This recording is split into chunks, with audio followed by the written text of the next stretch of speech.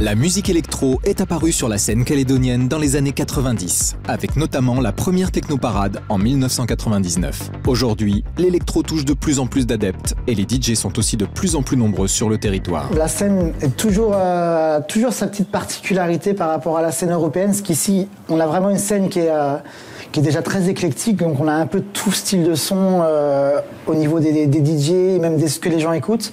Et vu que le pays est petit, tous les publics se rencontrent et tous les sons se mélangent, ce qui donne, je trouve, une particularité intéressante.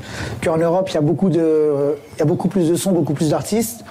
Mais finalement, chaque artiste reste dans son coin et dans son style et ça se mélange pas vraiment. Le but de faire tourner les artistes ici, c'est donc en premier temps créer des événements, mais dans un deuxième temps aussi propulser les locaux aux côtés d'artistes internationaux pour les promouvoir et vraiment les mettre sur un piédestal et voir qu'eux aussi peuvent être à ce niveau-là. C'est aussi ici que ça se passe, c'est-à-dire que la production est faite pour les mettre au même niveau que ces artistes internationaux. De faire venir des internationaux fait venir beaucoup plus de monde, mais c'est aussi l'occasion pour découvrir des locaux qu'on ne connaîtrait pas si on n'était pas venu pour cet artiste-là. Des rassemblements de DJ et de producteurs de musique électro ont lieu régulièrement pour se mettre à niveau et partager les créations.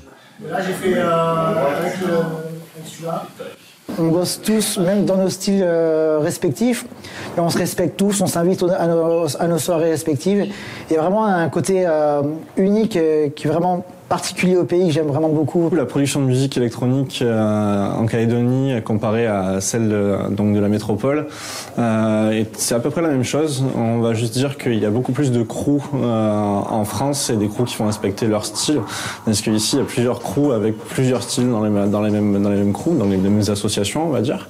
Donc du coup, c'est plus ou moins la même chose, mais à plus petite échelle. Ouais, le public calédonien est très, très réceptif et justement très éclectique dans les styles de son qu'ils écoutent, parce que la scène est petite, donc il n'y a pas beaucoup de soirées, donc chaque soirée on y va et du coup on découvre des sons qu'on n'aurait pas forcément découvert dans un autre pays, et du coup ça donne un public qui est à l'image, je pense, de la jeunesse d'aujourd'hui qui écoute la musique sur internet, où tu passes d'un style à un autre, et en soirée ça se ressent aussi. On a vraiment une grande dynamique de gens très motivés et il n'y a pas vraiment de fatigue dans le public comme on peut voir en Europe par exemple.